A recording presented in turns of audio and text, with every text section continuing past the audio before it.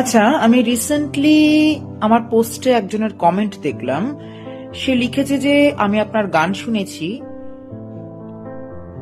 আপনার যেরকম ভয়েস, আপনি শুধুমাত্র লোকগীতি গান,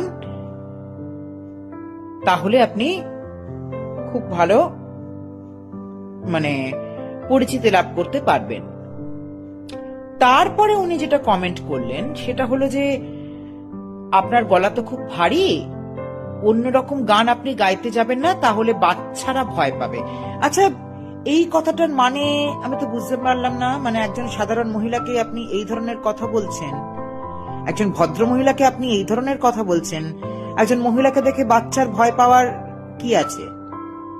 তাহলে আপনাকে কি দেখে বাচ্চারা ভয় পায়? তার মানে আপনি হয়তো বাচ্চাকে ধর্ষণ করে বেড়ান, আপনি হয়তো একজন পোটেনশিয়াল রেপিস্ট, বা আপনি হয়তো রেপিস্ট